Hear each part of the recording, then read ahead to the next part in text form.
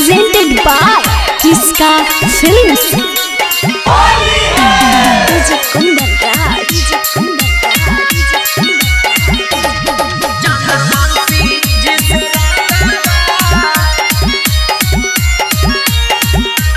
किसका recording studio Ekangar सराय।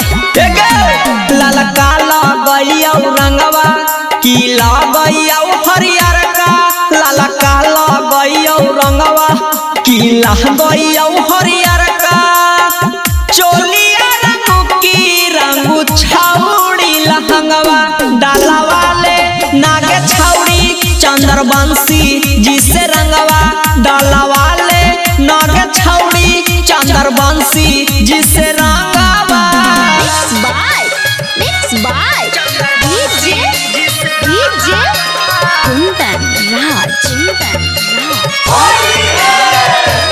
आगे सामने चल के डलवाले चढ़ी गेलौगे फगुनामा होगी ऐसन रंगवा डलवाओगे छाउड़ी भीग जाई तब चोली के खजानामा की डालियोगे तोर झोटवा में की लगाइयोगे तोर ओठवा में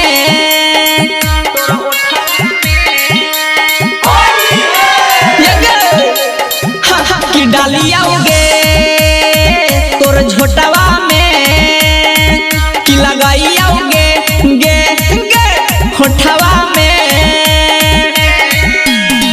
होलिया में पीले हियो छौड़ी घोरी भंगवा डाला वाले नागे छौड़ी चंद्रवंशी जिसे रंगवा डाला वाले नागे छौड़ी चंद्रवंशी जिसे रंगवा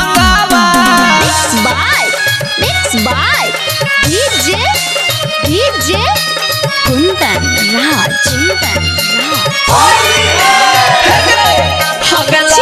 डाल दे बउला लका चोलिया में पियारा का हागे ढोलकिया में डाल दे बउ छौड़ी रंग हरी यारा का पिचकारिया गे बोरिया गे की होलिया में छू के छोड़िया गे किसका रिकॉर्डिंग स्टूडियो एकंगर सराय। पिचकारिया गे बोरिया गे की होलिया में छू के छोड़िया गे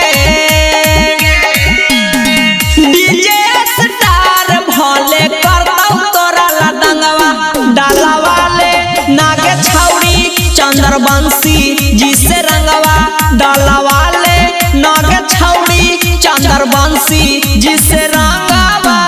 किसका रिकॉर्डिंग स्टूडियो एकंगर सराय।